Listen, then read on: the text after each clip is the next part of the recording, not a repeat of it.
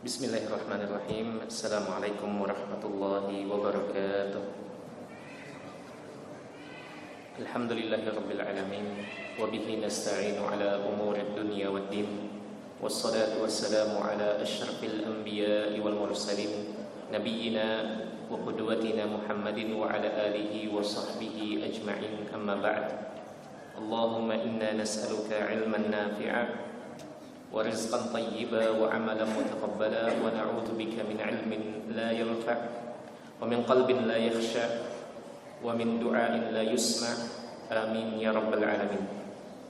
Hadirin dan hadirat, ikhwan dan akhwat yang semoga senantiasa dirahmati oleh Allah Subhanahu wa taala. Malam ini kita akan mempelajari satu bab di antara bab-bab penting yang perlu dipelajari oleh setiap muslim dan muslimah.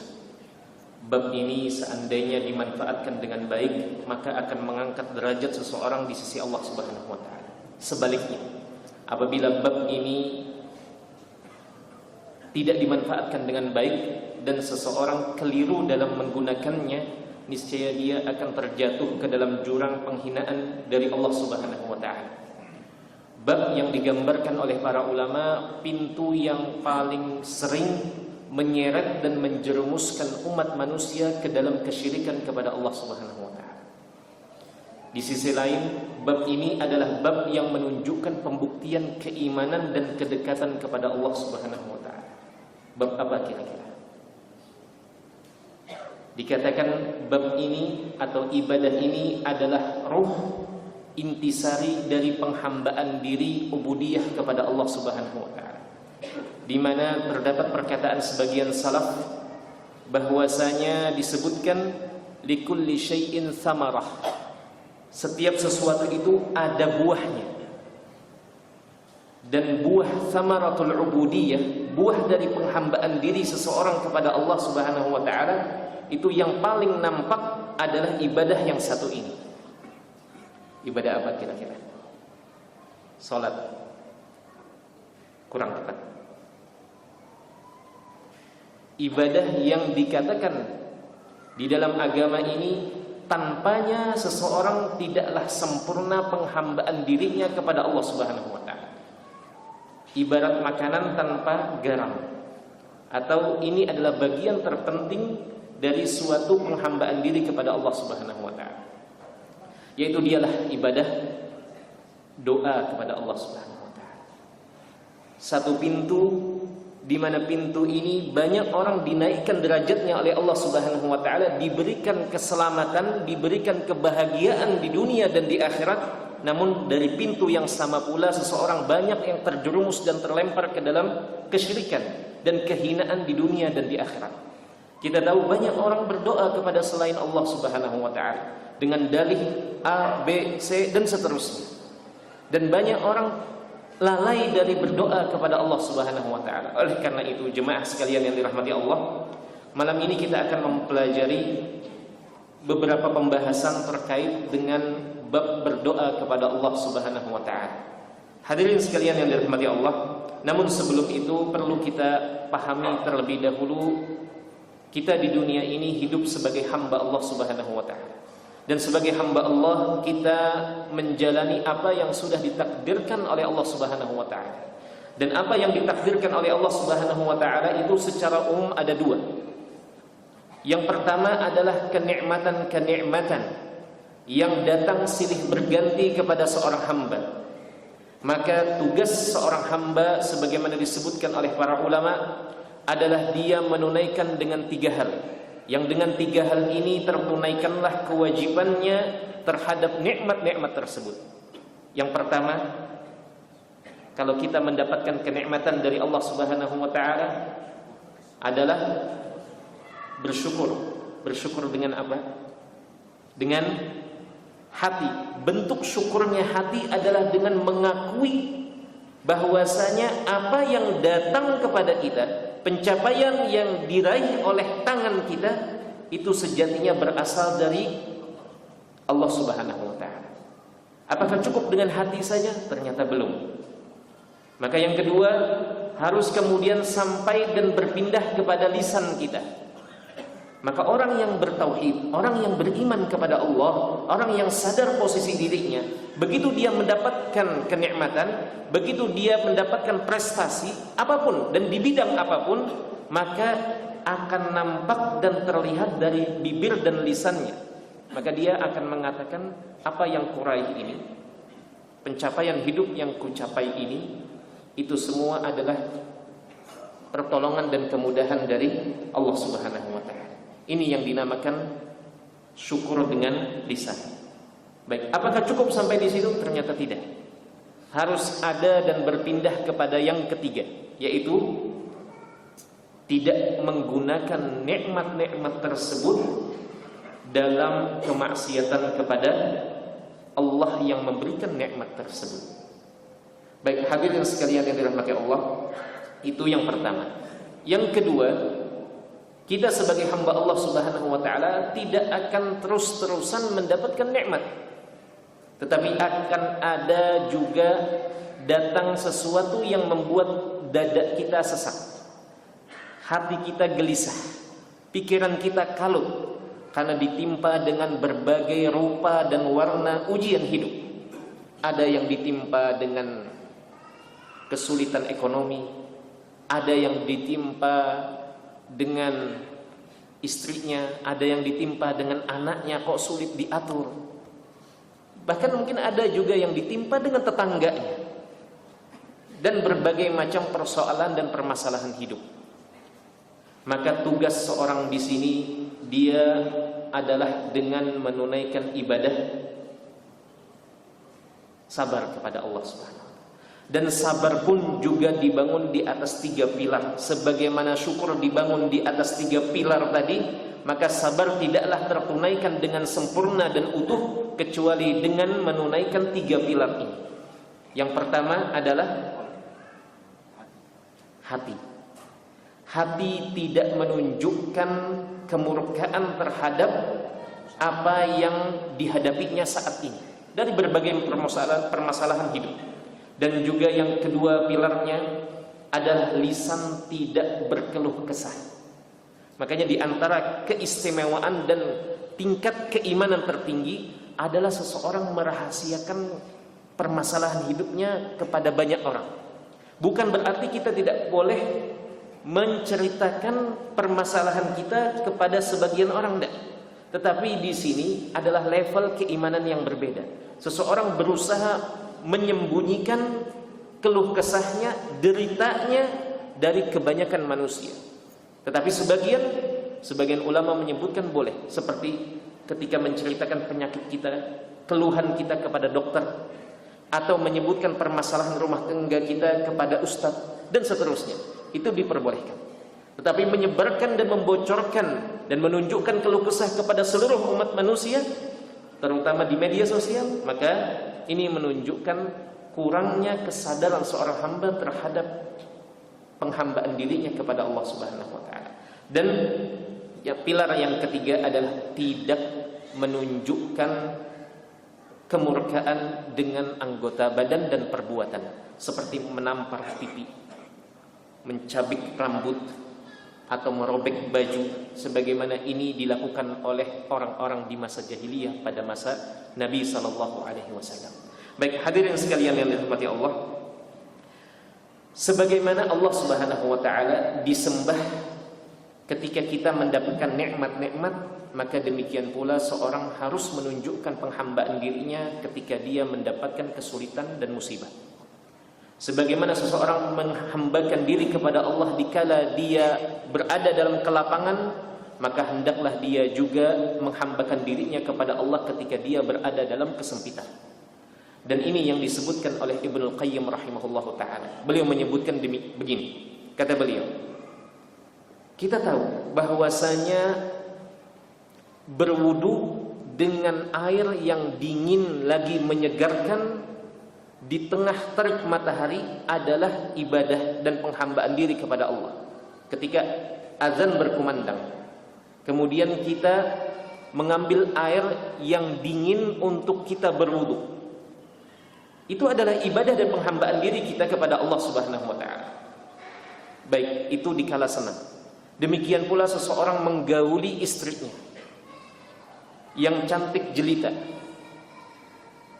maka ketika dia meniatkan itu untuk Allah Subhanahu wa taala, untuk menikmati nikmat dari Allah Subhanahu wa taala, di mana dia meletakkan syahwatnya kepada yang halal, maka dia mendapatkan pahala di balik itu. Tetapi kata Ibnu Qayyim, hidup bukan hanya sebatas yang nikmat-nikmat saja. Hidup kita sebagai hamba Allah bukan hanya di situ saja, tetapi silahkan tengok kepada sisi yang lain. Sanggupkah kita ketika kita berada di cuaca yang sangat dingin, kemudian kita tidak punya air panas atau air hangat, yang ada adalah air yang dingin. Sudah cuaca dan suhunya dingin, ditambah dengan air yang dingin. Ketika seseorang tetap sempurna wudunya di tengah kondisi seperti itu, maka itu juga menunjukkan penghambaan dirinya kepada Allah.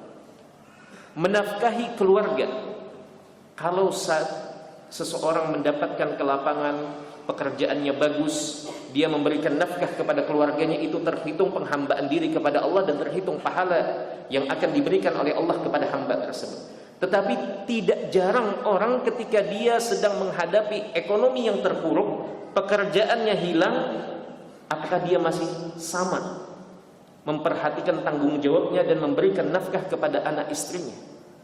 Maka sebagian orang di sini jatuh dan berguguran. Nah, jemaah sekalian yang dirahmati Allah, Ibnu Qayyim menyebutkan Allah Subhanahu wa taala menguji dan mengatur kadar di dua hal ini, kenikmatan dan ujian atau cobaan ini. Masing-masing dari kita hamba Allah Subhanahu wa taala menghadapi dan menjalani dua hal ini yang datang silih berganti dalam kehidupan kita. Maka Ibnu Qayyim menyebutkan sebuah kaidah yang sangat bagus. Beliau mengatakan begini: fal kifayatu tammatu ma'al ubudiyyati tammah. Kaidahnya begini, sederhana kata beliau. Jika ingin mendapatkan pertolongan Allah secara sempurna dikala lapang maupun sulit atau sempit, dikala senang maupun duka, maka harus menunjukkan sebelumnya adalah ubudiyah yang sempurna juga. Ubudiyah yang sempurna itu artinya di dua kondisi sama kondisinya. Dia tetap maksimal dalam beribadah, baik itu dikala lapang maupun dikala sempit. Maka orang yang akan mendapatkan kifayah, pertolongan dari Allah, penjagaan dari Allah secara sempurna adalah orang yang mampu menunjukkan dan menjaga keselarasan antara ubudiyahnya dikala sulit maupun dikala senang. Kemudian Ibnu Qayyim rahimahullahu taala mengomentari ayat yang berbunyi alaisallahu bikafin 'abdah. Bukankah Allah sudah cukup mencukupi hambanya? Jemaah sekalian yang dirahmati Allah, kemudian Ibnu Qayyim mengatakan wal 'ubudiyatun naqisah lin naqisah. Dan apabila penghambaan diri kita ini kurang, maka kurang pula pemberian dari Allah Subhanahu wa taala dan pertolongan Allah Subhanahu wa taala. Sempurna untuk sempurna dan kurang untuk kurang. Nah, jemaah sekalian yang dirahmati Allah, dikatakan dan disebutkan bahwasanya di antara hal yang menopang penghambaan diri kepada Allah Subhanahu wa taala termasuk dikala seseorang sedang terpuruk dalam rumah tangganya, dalam ekonominya, dalam hidupnya bertetangga dan seterusnya, adalah keikhlasan yang terus dijaga. Karena ikhlasan tersebut adalah benteng pertahanan seseorang yang akan menghindarkannya dari berbagai hal yang menjerumuskan dan mendatangkan kebinasaan di dunia sebelum di akhirat. Jemaah sekalian yang dirahmati Allah, untuk sekedar menambah pemahaman kita tentang bagaimana pertolongan Allah Subhanahu wa taala yang Allah berikan kepada sebagian hamba yang mereka mengenal Allah Subhanahu wa taala tidak hanya dikala sulit tetapi ketika mereka berada di kala senang, adalah apa yang disebutkan dan diceritakan oleh Imam Bukhari rahimahullahu taala. Sebuah kisah dari sekian banyak kisah yang menunjukkan Allah Subhanahu wa taala memberikan kifayah yang sempurna, pertolongan dan penjagaan yang sempurna kepada hambanya, sekalipun hambanya sedang terdesak dan tidak ada yang membantu hamba tersebut. Jemaah sekalian yang dirahmati Allah, Imam Bukhari rahimahullah ta'ala menyebutkan sebuah kejadian yang menimpa salah seorang sahabat Nabi sallallahu alaihi wasallam yang dipastikan berada di dalam surga. Sudah mendapatkan jaminan tempat di dalam surga melalui lisan Nabi sallallahu alaihi wasallam. Sahabat ini adalah sahabat yang pernah semasa Nabi hidup mendapatkan doa dari Nabi sallallahu alaihi wasallam, didoakan oleh Nabi sallallahu alaihi wasallam.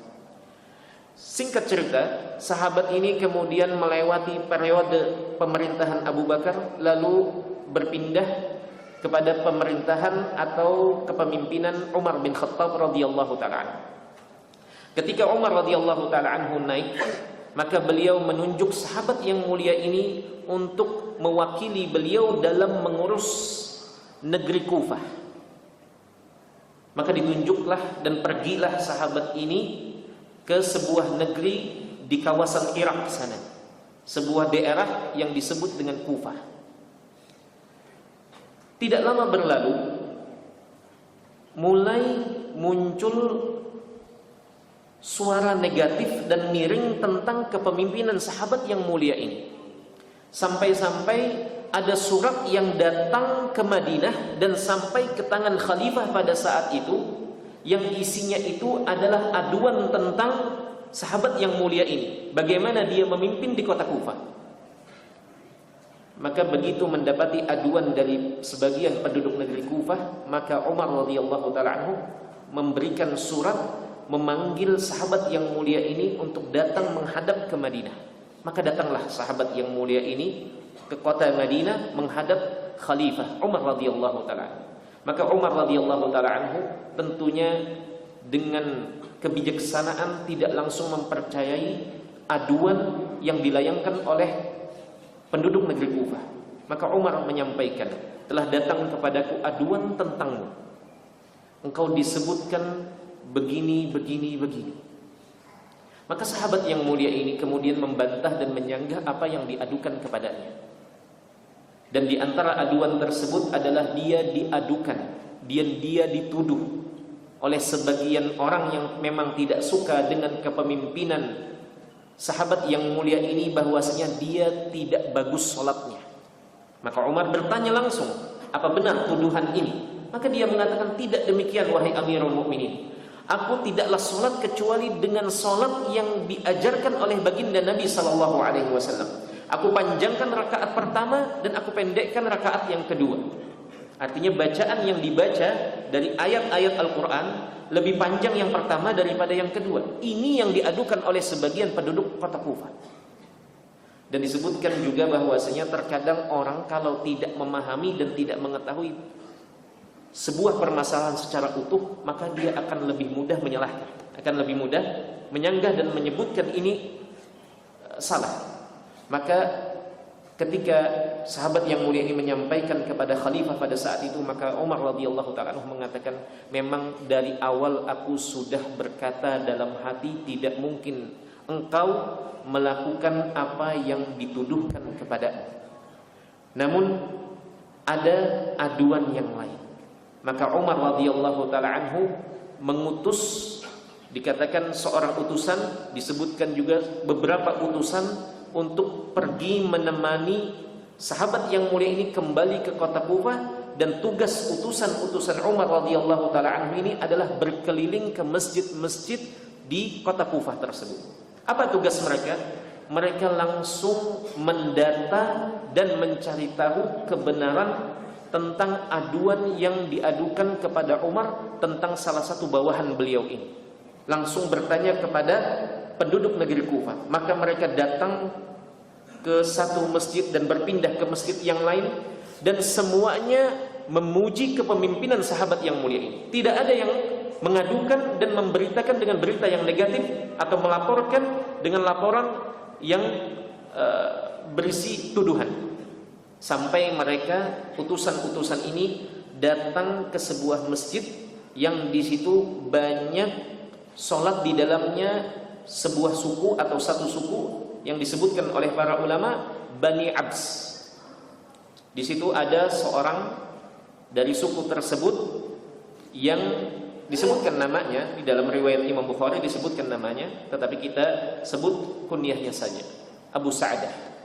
Abu Sa'dah ini dialah yang paling lantang dan paling berani menyebutkan tuduhan-tuduhan palsu tentang sahabat yang mulia ini yang diperintahkan oleh Umar untuk mewakili beliau dalam mengurus penduduk negeri Kufah.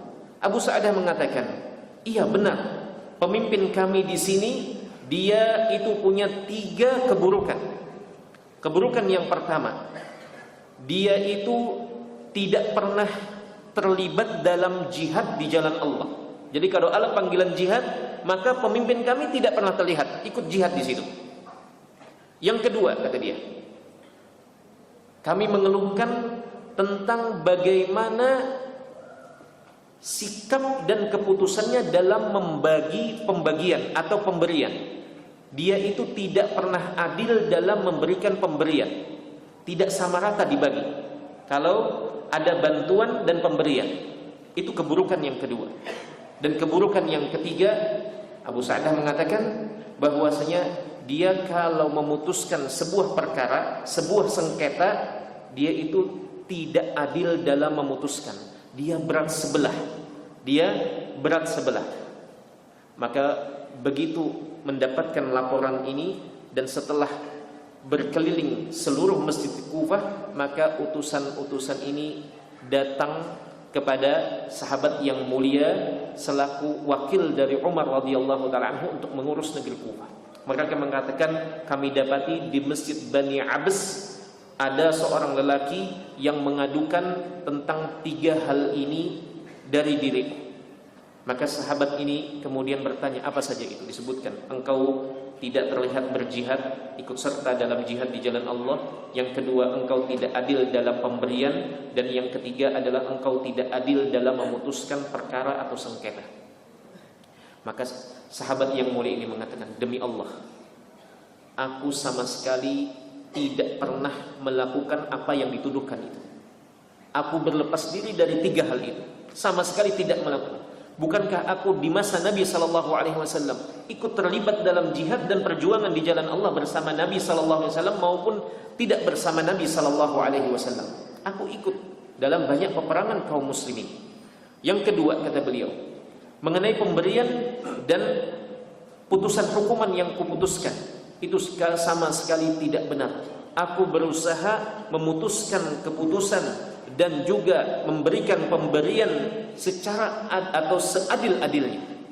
Maka kemudian sahabat yang mulia ini berdoa kepada Allah Subhanahu wa taala. Lihat di sini, pintu doa ditempuh oleh sahabat yang mulia ini. Dia berdoa kepada Allah.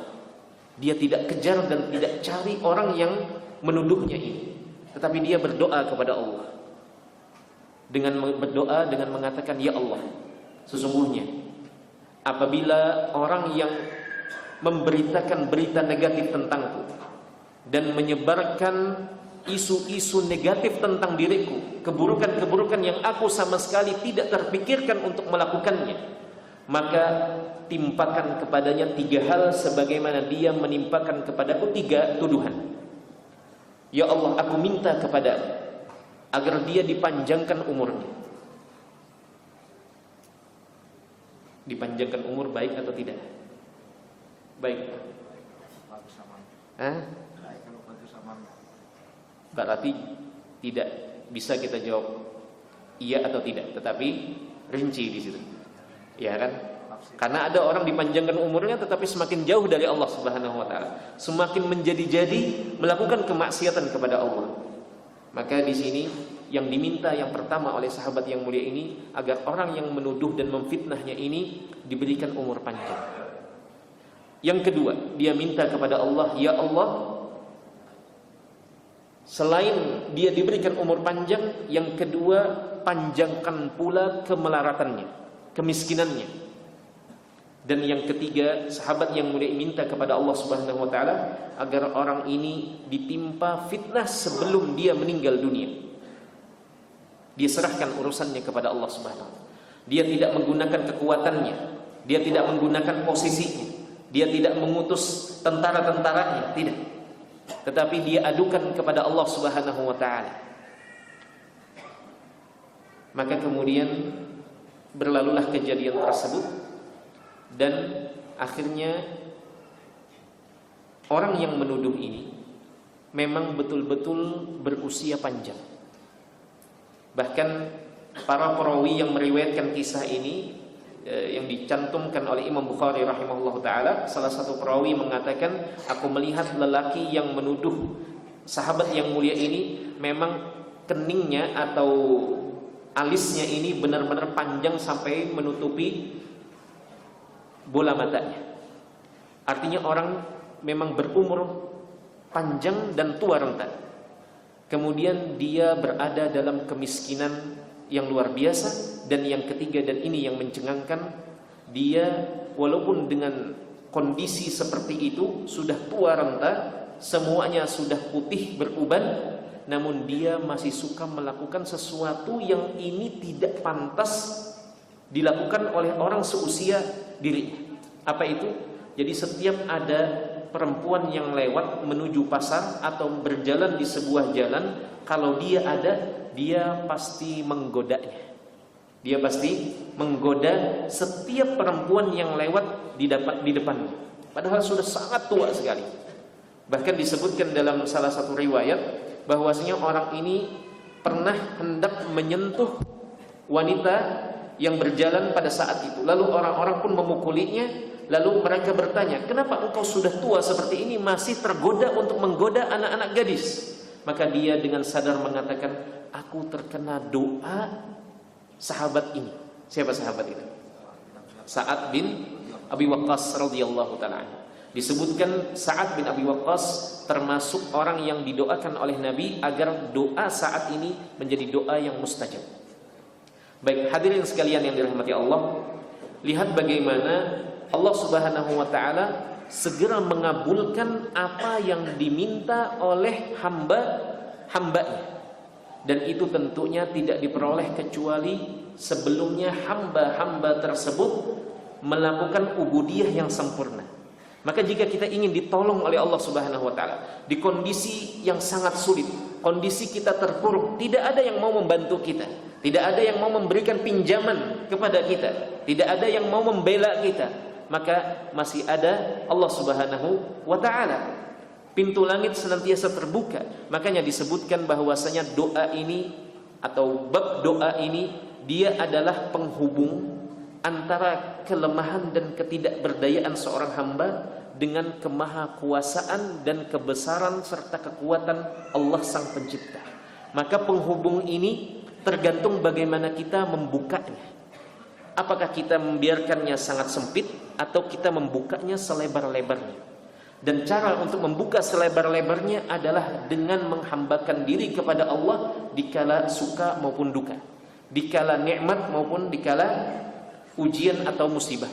Baik, hadirin sekalian yang dirahmati Allah, itu berkaitan tentang bagaimana Allah Subhanahu wa taala menghadirkan pertolongan dan penjagaannya. Baik, kita ambil pembahasan yang berikutnya adalah tentang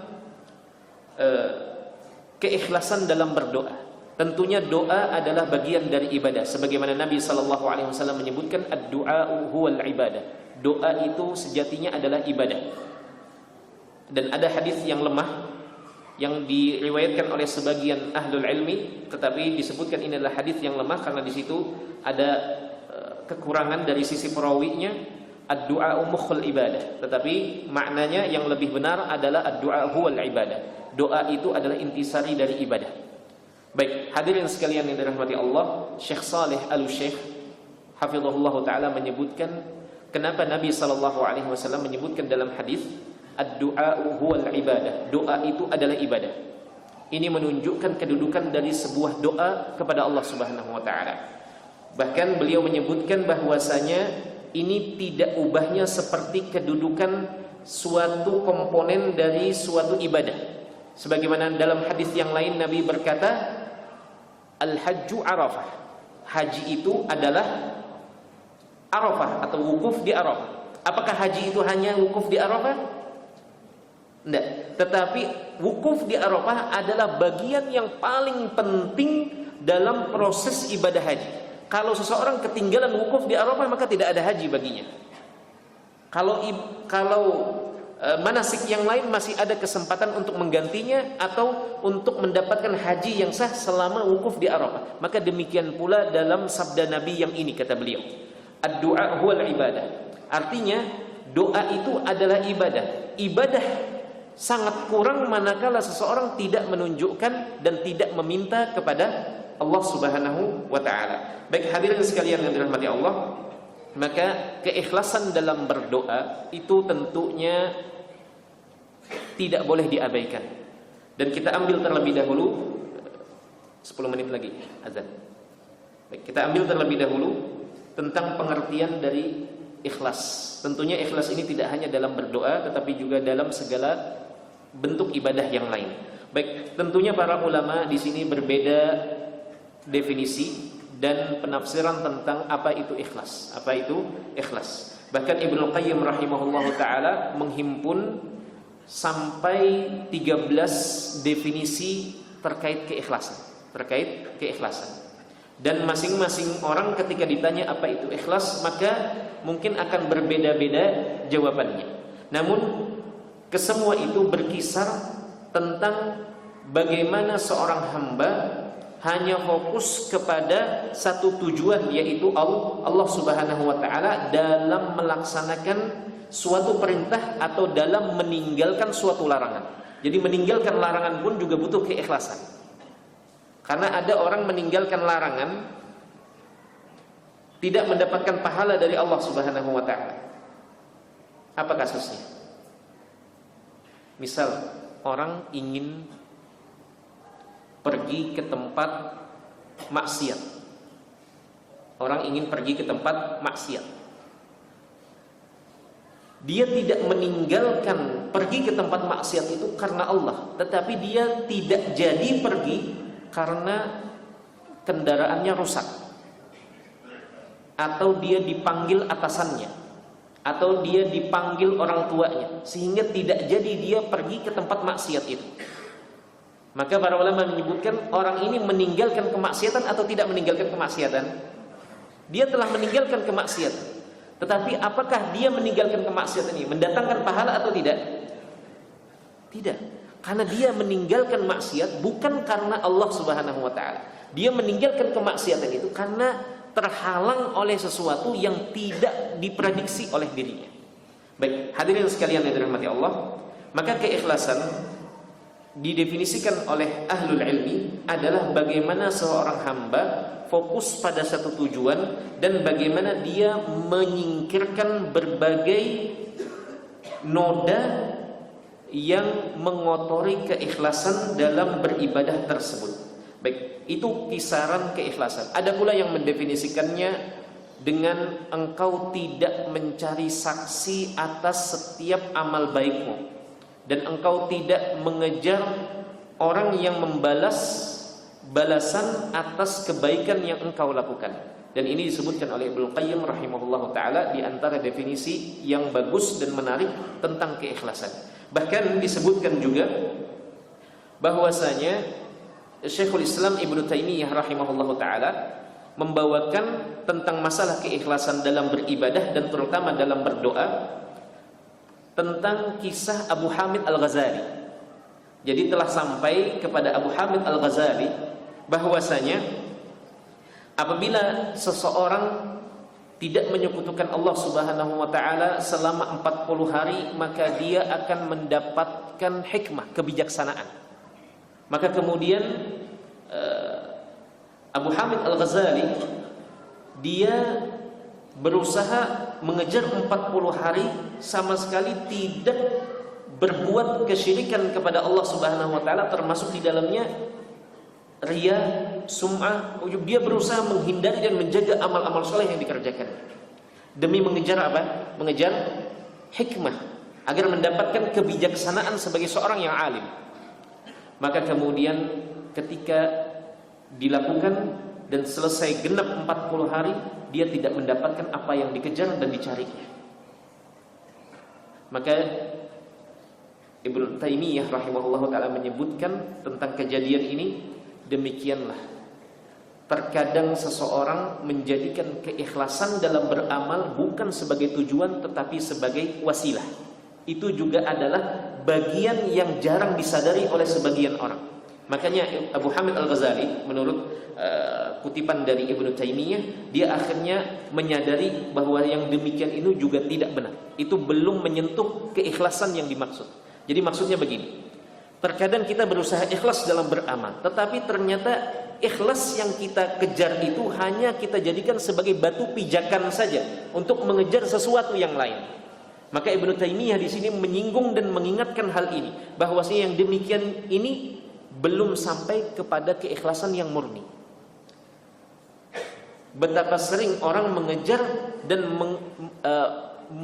menganggap dirinya sudah berada dalam keikhlasan dalam beramal, ternyata dia baru menjadikan keikhlasan dalam beramal ini sebatas wasilah tanpa dia sadari. Sehingga yang demikian juga merupakan hal yang tidak diinginkan oleh Allah Subhanahu wa taala. Karena Nabi sallallahu alaihi wasallam menyebutkan, innallaha la yaqbalu minal amali illa ma kana khalisan wa butughiya bihi wajh. Allah Subhanahu wa taala tidak mau menerima amal kecuali memang amal ini memang murni, tidak bercampur dengan yang lain. Nah, hadirin sekalian yang dirahmati Allah, terkadang seseorang menjadikan keikhlasan dalam beribadah untuk mengejar sesuatu yang lain. Maka ini dinamakan menjadikan keikhlasan sebagai wasilah dan bukan sebagai ghayah. Hanya sebagai sarana untuk mendapatkan tujuan yang utama, bukan menjadikan keikhlasan tersebut sebagai yang utama. Maka terkadang seseorang merasa kesulitan dalam mempraktekkan dan mengamalkan ilmu yang sudah didapat sekian tahun, puluhan tahun. Maka bisa saja seseorang kehilangan keikhlasan dalam mencarinya, keikhlasan dalam mencari ilmu tersebut. Maka dia mendapatkan kesulitan dalam mengamalkan ilmu tersebut ketika dia menjumpai kondisi-kondisi hidupnya, baik itu kondisi nikmat ataupun kondisi sulit tadi. Maka bukan berarti ilmu yang dicari itu tidak bermanfaat, enggak. Satu ayat yang dipelajari dari Al-Quranul Karim pasti mendatangkan manfaat pada keimanan seseorang, akan mendatangkan manfaat di kemudian hari.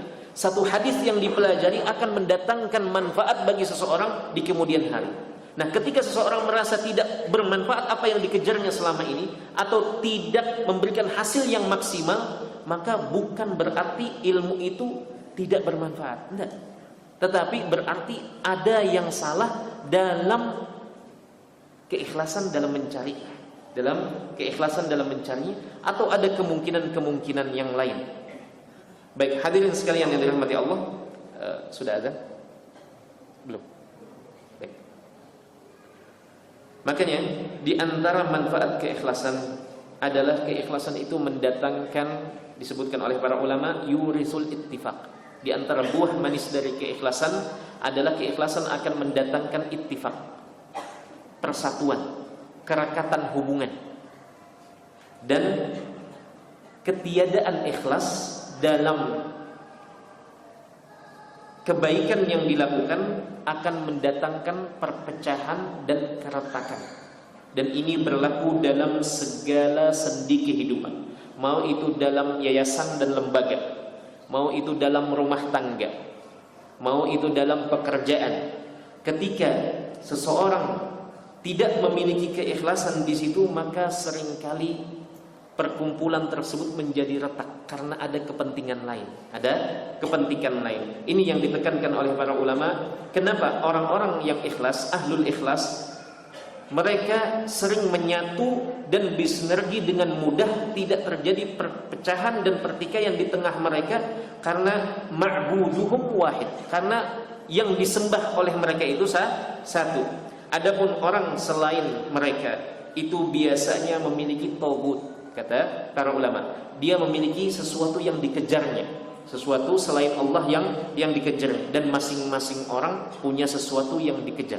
Maka kalau tidak dilawan, maka akan menjadikan keretakan itu semakin menganga lebar. Baik, jemaah sekalian yang dirahmati Allah, nanti kita lanjutkan setelah azan tentang bagian yang selanjutnya, itu tentang doa kepada Allah Subhanahu wa taala dan kepada selain Allah Subhanahu wa taala, tentang doa itu sendiri. Doa seorang hamba kepada Rabb-Nya sejatinya adalah seruan dan panggilan dari hamba tersebut kepada Allah Subhanahu wa taala untuk menghadirkan apa yang diinginkannya atau menghilangkan apa yang ditakuti olehnya dengan penuh kerendahan hati dan kehinaan diri. Itulah hakikat dari doa kepada Allah Subhanahu wa taala. Dan banyak sekali ayat di dalam Al-Qur'an maupun hadis dari Nabi sallallahu alaihi wasallam tentang perintah agar kita berdoa atau pujian orang yang banyak berdoa dan juga kedudukan dari doa di dalam agama kita ini. Jemaah sekalian yang dirahmati Allah, bahkan disebutkan oleh para ulama tentang masalah doa ini di dalam Al-Quran disebutkan oleh Allah Subhanahu wa ta'ala sebanyak 300 kali atau 300 tempat di dalam Al-Quran disebutkan tentang masalah doa ini, agar kita banyak berdoa kepada Allah, agar kita hanya minta kepada Allah, agar kita tidak minta kepada selain Allah, dan seterusnya. Itu di pembahasan masalah doa ini disebutkan di dalam Al-Quran saja sebanyak 300 tempat di dalam Al-Quran Karim. Ini menunjukkan kedudukan dari doa dan pentingnya keikhlasan dalam berdoa kepada Allah Subhanahu wa taala. Dan di antara dalil yang menunjukkan kedudukan doa, dan doa adalah hal yang diperintahkan oleh Allah. Allah Subhanahu wa taala berfirman, "Wa qala rabbukum ud'uni astajib lakum." Dan kalian berkata, berdoalah dan mintalah kepadaku, niscaya aku akan berikan dan perkenankan untuk kalian. Jemaah sekalian yang dirahmati Allah, dan di antara dalil yang lain dari hadis Nabi sallallahu alaihi wasallam, Nabi sallallahu alaihi wasallam pernah berpesan kepada Ibnu Abbas, "Idza sa'alta fas'alillah." Apabila engkau minta, maka mintalah kepada Allah Subhanahu wa taala. Pesan Nabi sallallahu alaihi wasallam bukan sembarang pesan. Di situ Nabi hendak menanamkan pentingnya memurnikan doa hanya kepada Allah Subhanahu wa taala. Karena doa tadi dikembalikan definisinya adalah minta sesuatu. Minta sesuatu. Setiap dari kita itu punya segudang permintaan dan punya setumpuk kekhawatiran. Itu semua dari kita. Ini kembalikan lagi ke yang pertama tadi. Kita mendapatkan nikmat, tetapi kita juga mendapatkan kesulitan atau musibah. Dan itu akan kita jalani sampai kita meninggal dunia nantinya. Di samping kita mendapatkan nikmatnya perjumpaan, kita akan merasakan pahitnya perpisahan. Ketika kita dapat nikmat kesehatan, kita akan mendapatkan pahitnya penyakit dan seterusnya. Maka hadirin sekalian yang dirahmati Allah, dalam doa itu terkumpul apa yang diinginkan oleh seorang hamba dan apa yang dihindari oleh seorang hamba. Dan doa itu biasanya tidak lepas dari yang pertama atau yang kedua. Ingin sesuatu yang diraih atau ingin sesuatu yang ditakuti ini tidak menimpanya atau segera diangkat jika sudah menimpanya. Nah, jemaah sekalian yang dirahmati Allah, kita pindah kepada pembahasan apa hukum berdoa. Kira-kira hukum doa itu apa? Jika antum ditanya, doa itu hukumnya apa? Wajib atau mustahab? Wajib. Kalau wajib, berarti orang yang tidak berdoa dosa.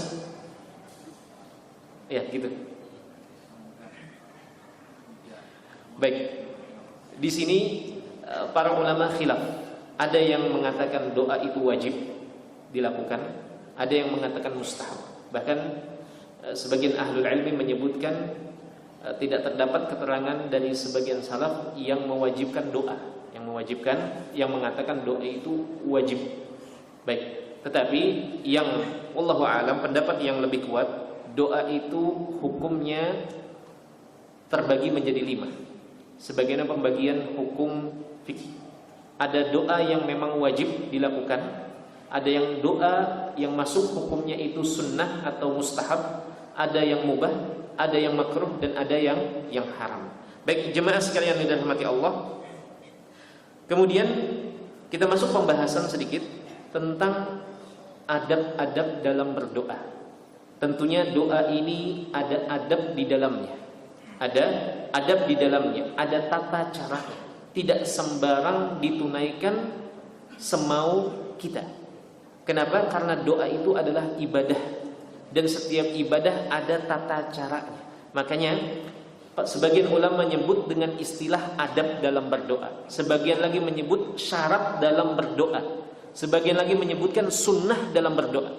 Semuanya itu sebenarnya merujuk kepada satu esensi, yaitu bagaimana kita berdoa kepada Allah Subhanahu wa taala. Baik. Nah, pembagian adab ini ada yang membaginya menjadi dua bagian. Ada adab yang zahir, ada adab yang batin. Contoh adab yang zahir gimana? Yang selama ini pian lakukan atau antum lakukan.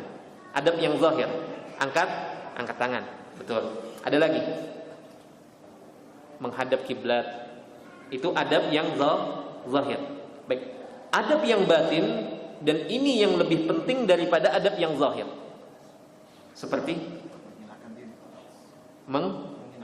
menghinakan diri kepada Allah, dan itulah esensi dari berdoa. Kita menghinakan diri kita kepada Allah, merendahkan diri kita, itu pertama. Yang kedua, ikhlas, betul. Itu adab dalam berdoa adalah seseorang ikhlas dalam berdoa kepada Allah Subhanahu wa taala, dan itu masuknya adab yang batin. Yang ketiga, yang ini jarang disadari oleh orang. Seandainya kaum muslimin menyadari adab yang ketiga ini, maka akan meminimalisir dan menutup celah kesyirikan yang menganga di tengah umat. Apa yang ketiga? Memuji Allah. Yang ketiga, mutaba'ah. Apa mutaba'ah? Mengikuti Nabi dalam berdoa. Jadi tidak hanya mengikuti Nabi dalam sholat, tidak, dalam berwudu tidak, dalam puasa, dalam haji, dalam tidak, tapi dalam berdoa juga ikuti cara Nabi Sallallahu Alaihi Wasallam. Bagaimana beliau berdoa? Bisa dipahami di sini. Maka ketika seorang yang mengaku mencintai Nabi Sallallahu Alaihi Wasallam, maka sekalipun dalam berdoa ikuti cara beliau, maka akan terhindarkan dari kekeliruan dalam berdoa.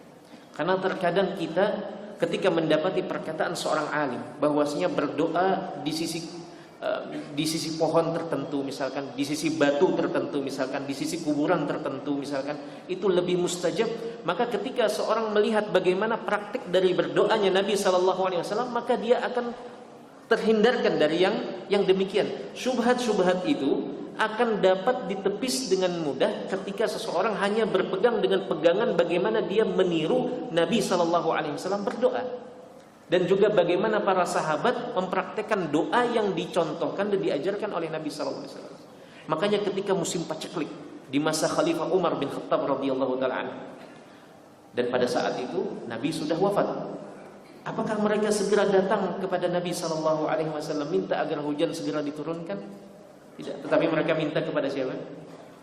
Kepada paman Nabi Sallallahu Alaihi Wasallam, Abbas bin Abdul Muttalib, yang saat itu masih hidup.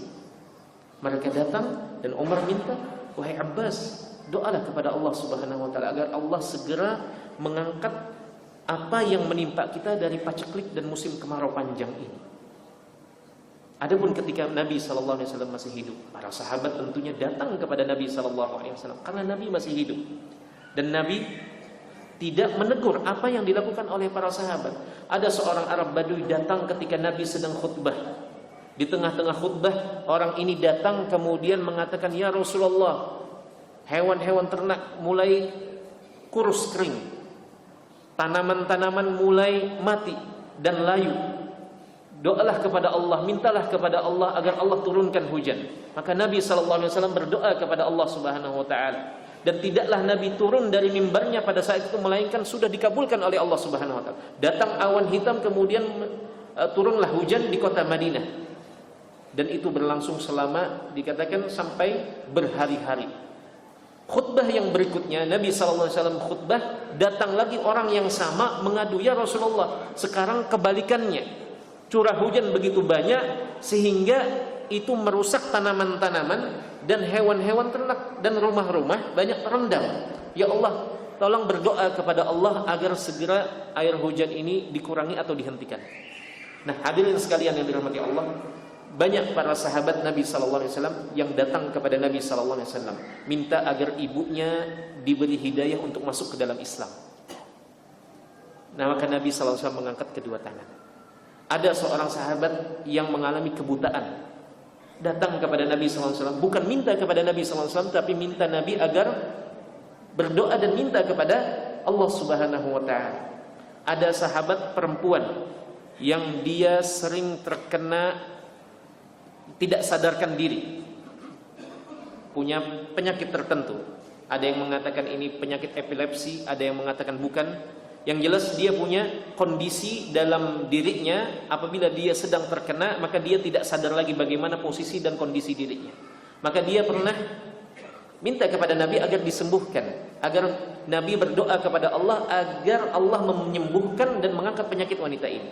Tetapi Nabi menawarkan sesuatu yang lebih berharga. Maukah engkau ku berdoa kepada Allah dengan sesuatu yang lebih berharga dari itu? Engkau bersabar atas penyakitmu dan engkau mendapatkan surga Allah Subhanahu wa Ta'ala. Maka langsung wanita ini mengatakan, ya Rasulullah, aku pilih surga.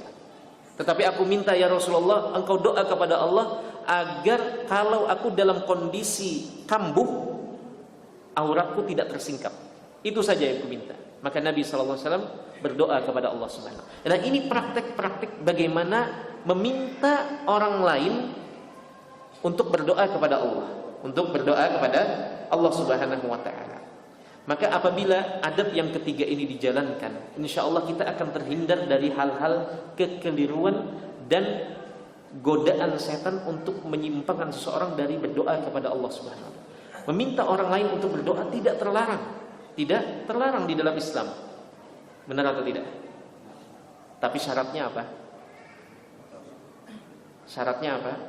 Ikuti bagaimana para sahabat minta doa kepada Nabi SAW ketika beliau masih hidup dan ketika Nabi sudah wafat, sudah meninggal dunia. Maka lihat bagaimana praktek Umar radhiyallahu taala anhu. Beliau mendatangi Abbas, paman Nabi SAW. Baik. Maka itu tadi pembagian. Ini kita ambil sebagian saja secara ringkas. Jadi adab dalam berdoa itu terbagi menjadi dua. Ada yang membaginya menjadi dua, adab yang zahir dan adab yang batin. Baik, pembagian yang lain atau sisi pembagian yang lain adalah adab subutiyah namanya dan juga adab adamiyah. Adab subutiyah maksudnya adalah adab-adab yang dikerjakan. Ada pula adab-adab yang dihindari atau ditinggalkan. Itu pembagian yang lain. Contohnya di sini adab yang dikerjakan adalah seseorang menghadirkan kekhusyuan, menghadirkan hati dalam berdoa, ikhlas dan seterusnya. Dia mengerjakan sesuatu sebelum dia berdoa kepada Allah. Baik, ada pula adab yang di situ namanya ibadah atau adab adamiyah. Dia tinggalkan di situ, dia hindari sejumlah perkataan dan perbuatan sebelum dia berdoa kepada Allah Subhanahu. Apa contohnya kira-kira?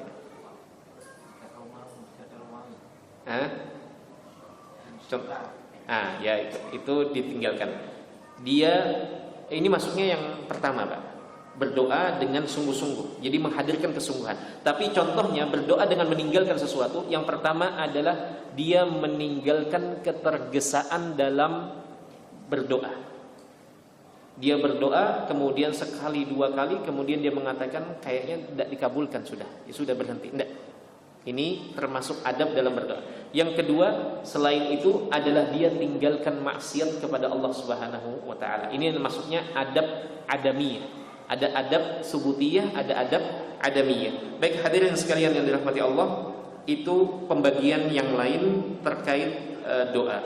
Hadirin sekalian yang dirahmati Allah, pembahasan yang berikutnya atau pembahasan yang terakhir mungkin sebelum kita tutup adalah hukum berdoa kepada selain Allah. Yang ini alih-alih mendatangkan keridhaan Allah, justru mendatangkan kemurkaan dari Allah Subhanahu wa Ta'ala ketika seseorang minta kepada selain Allah. Baik, maksud dari minta kepada selain Allah atau berdoa kepada selain Allah ini tentunya ada rincian di situ, ada penjelasan secara mendetail dan rinci dalam masalah ini. Jika yang dimaksud adalah minta sesuatu yang dimampu oleh manusia dalam kapasitasnya sebagai manusia, dia masih dalam keadaan hidup dan dia hadir di hadapan kita, maka itu diperbolehkan. Itu diperbolehkan.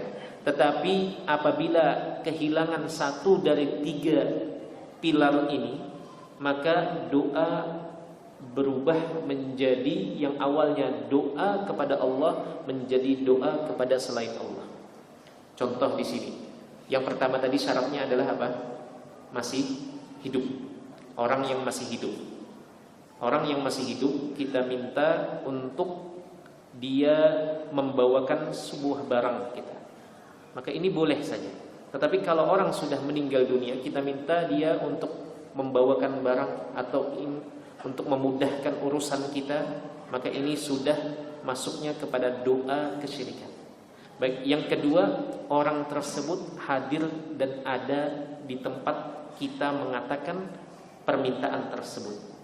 Artinya, kalaupun orangnya hidup tetapi dia berada di tempat yang jauh, yang tidak ada hubungan di situ, tidak ada komunikasi di situ, kemudian kita meyakini dia dapat membantu kita dari kesulitan, maka ini sudah masuknya doa kepada selain Allah Subhanahu wa taala yang tidak diperbolehkan. Dan yang ketiga adalah dalam hal-hal yang dimampu sebagai manusia. Karena ada hal-hal yang tidak dimampu oleh manusia. Apa itu contohnya? Menyembuhkan, menurunkan hujan, memberikan keturunan, mengangkat mudarat, menghadirkan manfaat, kelancaran dan seterusnya. Maka ada hal-hal yang di luar kemampuan manusia karena ini masuknya ke dalam kemampuan Allah Sang Pencipta. Allah Sang Pencipta memasukkan ke dalam surga. Tidak. Ini tidak bisa. Ini tidak bisa.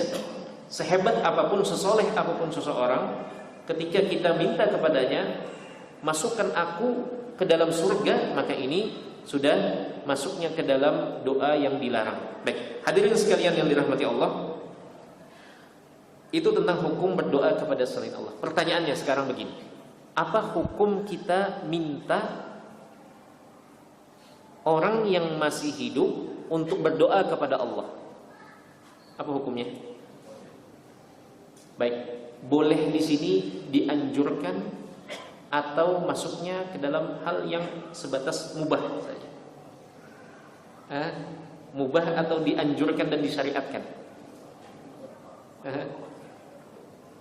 Baik, di sini tentunya ahlul ilmi berbeda pendapat di sini. Ada yang mengatakan ini disyariatkan. Ini dianalogikan seperti kita mengetuk pintu Allah Subhanahu wa taala. Maka agar pintu itu semakin berpeluang untuk dibuka, kita minta orang lain untuk membantu kita dalam mengetuk. Kita minta orang tua kita untuk ikut mendoakan kita agar pendidikan kita sukses, agar pekerjaan kita bagus. Di samping kita berdoa kepada Allah, kita minta orang tua kita untuk ikut mendoakan kita. Atau kita melihat ada orang yang secara zahir dia adalah orang yang menjaga syariat-syariat Islam, dia sholat 5 waktu, dia menunaikan perintah-perintah agama. Kita lihat dia orang yang saleh secara zahir, karena secara batin kita tidak mengetahuinya. Maka kita minta dia untuk ikut berdoa kepada Allah Subhanahu wa taala. Maka ini sebagian ulama mengatakan ini disyariatkan. Tapi sebagian lagi mengatakan ini hanya sebatas pembolehan saja. Karena yang lebih afdal adalah seseorang berdoa kepada Allah untuk dirinya sendiri dan dia melakukannya dengan dirinya sendiri. Baik hadirin sekalian, pertanyaan yang berikutnya dan terakhir insyaallah. Baik.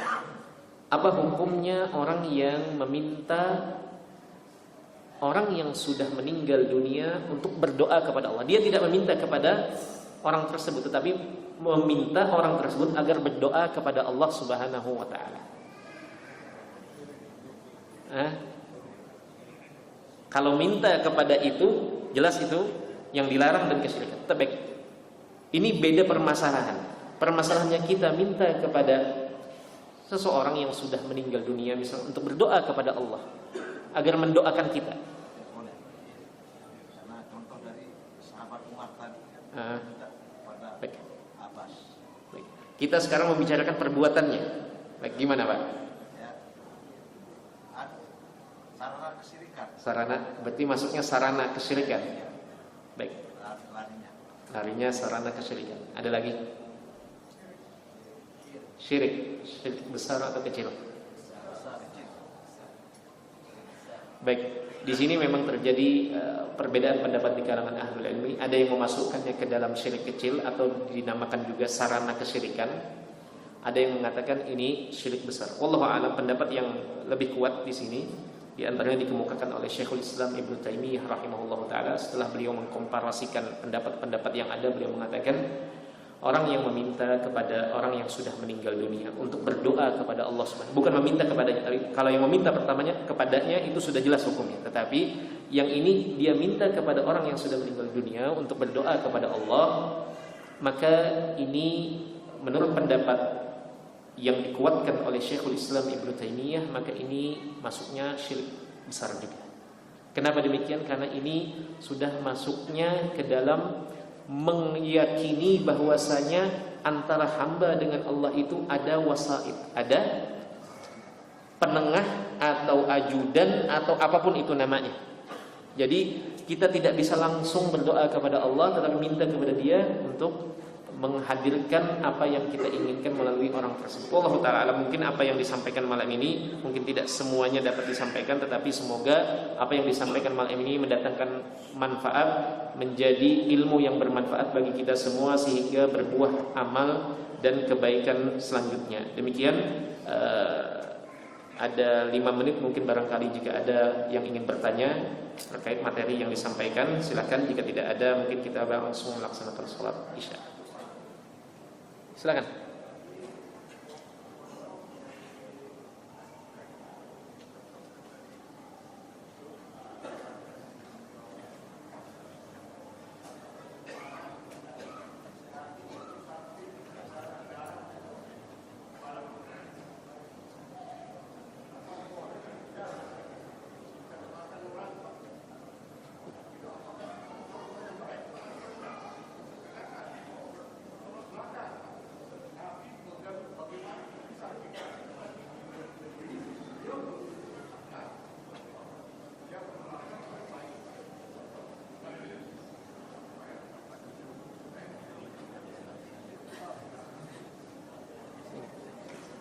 Ada yang bisa menyimpulkan tadi apa? Iya, ya. Apa tadi? Ya. Dicontohkan Pak ya, bahwa Saat menyebabkan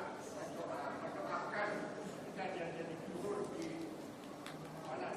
ya di Kufah. Menyebabkan dia pastilah doanya langsung dijawab. Ya. Tapi kok ada pertentangan, ada pertolak belakang dengan Nabi Pak. Nabi bisa berdarah-darah di Taif, tapi dia mendoakan dengan baik Pak. Ya. Nah, apakah contoh itu contoh yang baik apa baik? Bagaimana? Baik, masya Allah. Pertanyaannya sangat kritis dan alhamdulillah. Ini ada pertanyaan bagus sekali tentang kejadian yang menimpa Sa'ad bin Abi Waqqas radhiyallahu taala. Kenapa kata beliau sahabat ini memilih untuk mendoakan keburukan? Kenapa tidak mendoakan kebaikan orang yang telah menyakiti dan menyudutkan dirinya? Kan begitu. Bukankah kita dianjurkan dan diperintahkan di dalam syariat kalau ada yang menyakiti kita jangan balas menyakiti, tetapi kita balas dengan kebaikan atau kita doakan. Baik. Nah, untuk membahas masalah ini kita kembali kepada ayat wa jazaa'u sayyi'atun mithluha, dan balasan kejahatan adalah kejahatan yang serupa dan semisal. Apa selanjutnya? Apabila engkau memaafkan, maka itu yang lebih baik. Baik. Sekarang pertanyaannya begini. Apa yang dilakukan oleh sahabat yang mulia ini dengan dia membalas kejahatan tersebut dengan berdoa kepada Allah dan meminta kepada Allah agar orang ini dibalas atas perbuatannya? Apakah ini menyelisihi ajaran dari Nabi Sallallahu Alaihi Wasallam, di mana beliau tadi menyinggung Nabi disakiti, dilempar dengan batu di kota Taif, tetapi Nabi Sallallahu Alaihi Wasallam ketika ditawarkan oleh malaikat Jibril dengan membawa malaikat gunung untuk menimpakan gunung kepada penduduk kota Taif, Nabi mengatakan enggak, tetapi aku berdoa agar Allah memberikan hidayah kepada anak-anak mereka. Nah, Bagaimana menggabungkan antara dua hal ini? Baik, kita ambil dari penjelasan Syekh As-Sa'di rahimahullah ta'ala tentang hal ini. Kata beliau, masih mengomentari ayat yang sama, wa jazaa'u sayyi'atin sayyi'atun mithluha, bahwasanya kata beliau terkadang menyikapi orang yang berbuat jahat kepada kita bukan dalam satu model terus-terusan kita memaafkan. Misal ada orang memukul antum, sekali dipukul antum maafkan, nanti besok ketemu lagi dipukul lagi antum, maafkan lagi. Kira-kira hari ketiga kalau ketemu lagi bakal dipukul lagi atau tidak? Dia akan pukul lagi. Karena ada sebagian orang itu kalau kita diam, dia semakin menjadi-jadi, Pak. Tapi kalau ada sebagian orang yang dia tipenya segera sadar. Nah, bagaimana menghadapi orang yang seperti ini, tidak tahu diri ini? Sudah diingatkan, sudah ditegur, dia tetap saja. Maka dalam hal ini, di dalam syariat ada model yang lain. Dan Nabi juga tidak terus-terusan memaafkan orang yang berbuat jahat terhadap beliau maupun agama. Ada sebagian yang beliau doakan keburukan. Ada atau tidak Nabi mendoakan keburukan? Ada, Pak. Di antaranya pentolan dan tokoh-tokoh Quraisy, Nabi pernah berdoa kepada Allah Subhanahu wa taala, "Ya Allah, binasakanlah fulan, fulan, fulan." Nabi sebut satu persatu nama-nama mereka. Ketika akan memasuki pertempuran Badar atau Uhud, Nabi doakan itu.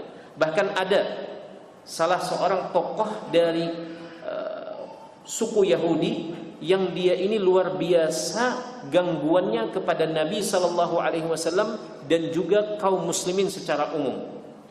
Dia menuduh, dia mengganggu, dia menghasut, dia membuat makar dan seterusnya. Kami lupa siapa nama salah satu tokoh atau pentolan Yahudi yang tinggal di kota Madinah pada saat itu.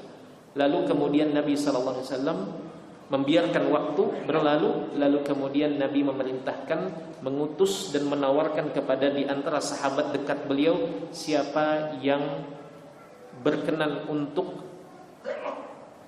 menghentikan orang ini.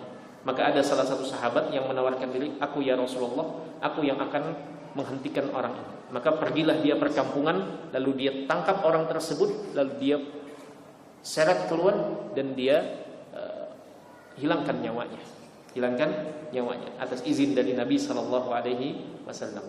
Baik, hadirin sekalian yang dirahmati Allah, maka di dalam syariat apabila kita membalas dengan balasan yang serupa, maka itu tidak masalah. Tetapi yang lebih afdol adalah kita memaafkan. Tetapi terkadang sebagian orang ada, sebagaimana penjelasan dari Syekh Sa'di, sebagian orang itu terkadang justru kalau kita memaafkan, dia akan semakin jadi dalam melakukan penindasan dan kezaliman. Maka pada saat ini kita menempuh yang pertama. Dan Syekh Sa'di menyebutkan ada 3 sikap seorang apabila dia dizalimi. Yang pertama kata beliau adalah meresponnya dengan fadlun, dengan keutamaan. Apa maksudnya? Kita dipukul, kita maafkan. Kita dijahati, kita kasih hadiah. Itu dengan pemaafan dan keutamaan. Baik, tingkatan yang di bawah itu kata beliau adalah adlun. Apa adlun? Kita meresponnya dengan keadilan. Dia menampar sekali, boleh kita untuk tampar sekali. Itu keadilan. Dan tingkatan yang ketiga, 2 tingkatan yang pertama ini boleh di dalam syariat berdasarkan ayat yang tadi. Tetapi yang ketiga, yang ini tidak dibolehkan. Apa itu? Zulmun. Dia menampar sekali, kita tampar 10 kali. Dia mencaci sekali, kita caci sebulan penuh. Nah, ini yang tidak dibolehkan. Ini tidak dibolehkan. Bisa dipahami di sini, Pak. Artinya bukanlah tercela apa yang dilakukan oleh sahabat yang mulia, Sa'ad bin Abi Waqqas. Dan ini yang juga dilakukan oleh sahabat yang lain ketika dirinya dituduh, difitnah dan disudutkan. Di antaranya adalah sahabat Sa'id bin Zaid radhiyallahu taala, iparnya Umar bin Khattab radhiyallahu taala. Satu dari 10 orang yang disebutkan mendapatkan jaminan surga dalam satu hadis bersama Abu Bakar, Umar, Utsman dan yang 9 yang lainnya. Beliau pernah dituduh merampas tanah tetangganya tetangganya ini seorang perempuan. Disebutkan di dalam Sahih Muslim nama perempuan ini, tetapi tidak perlu kita sebutkan siapa. Tetapi seorang wanita tua menganggap sahabat Sa'id bin Zaid ini telah menggeser patok tanah dan mengambil sebagian dari tanahnya. Dan dia menyebarkan berita ini ke penduduk Madinah. Dan penduduk Madinah sebagian tidak mempercayai, karena yang dituduh ini, difitnah ini siapa? Sahabat Nabi. Bahkan yang mendapatkan jaminan surga. Orang kalau mendapatkan jaminan surga, maka kecil kemungkinan dia melakukan kezaliman seperti ini, Sa'id bin Zaid. Maka sampai akhirnya berita ini gonjang-ganjing ini sampai ke salah satu petinggi atau pemimpin dari dinasti Bani Umayyah, namanya Marwan bin Hakam. Maka sebagai pemimpin dia berusaha meredakan gejolak yang ada, yang dicuatkan oleh wanita ini. Dia sebarkan. Maka akhirnya dipanggillah Sa'id bin Zaid radhiyallahu ta'ala oleh Marwan bin Hakam. Dipanggil. Apakah betul apa yang sampai ke kami, bahwasanya engkau telah mengambil tanah atau sebagian tanah milik wanita lemah? Maka Sa'id bin Zaid mengatakan dengan tegas, bagaimana mungkin aku berani melakukan demikian, sementara aku sendiri pernah mendengar semasa Nabi SAW masih hidup. Aku mendengar sabda beliau, ancaman yang beliau sebutkan tentang orang yang melakukan ini. Barang siapa mengambil sejengkal tanah yang bukan miliknya, maka dia akan dihimpit dengan tanah yang diambilnya itu dan dikali 7 lapis bumi. Bagaimana mungkin aku berani melakukan sementara aku mendengar itu dari Nabi SAW? Maka Marwan bin Hakam mengatakan, cukup wahai sahabat, kami tidak mungkin minta bukti lain selain dari apa yang telah engkau cukupkan. Langsung dipercayai. Namun wanita ini tidak mau tahu. Namanya wanita ya. Sudah, tetap dia tidak terima terhadap keputusan tersebut. Dia terus sebarkan dan sebarkan. Lama-kelamaan sahabat Sa'id bin Zaid ini manusia atau malaikat lah? Manusia biasa. Dada beliau pun sesak dengan apa yang disebarkan terus menerus. Akhirnya beliau berdoa kepada Allah, ya Allah, jika wanita ini melakukan tuduhan seperti ini lalu menyebarkannya, menjatuhkan kehormatanku, jika dia melakukan ini karena ria atau karena sesuatu kepentingan yang lain, maka ya Allah, aku minta 2 hal agar engkau kabulkan permintaanku ini. Yang pertama, engkau butakan matanya sebelum dia meninggal dunia. Yang kedua, ya Allah, engkau berikan dia kematian yang mengenaskan. Apakah tidak boleh seperti itu? Boleh. Karena doa tadi, kita ingat, jembatan penghubung antara ketidakberdayaan hamba dengan kekuatan Allah Subhanahu wa taala yang Maha Kuasa melakukan apapun. Yang dilakukan oleh sahabat yang mulia ini, itu yang dilakukan. Dia adukan kepada Allah Subhanahu wa taala. Sesak yang menghinggapi dadanya. Maka benar saja,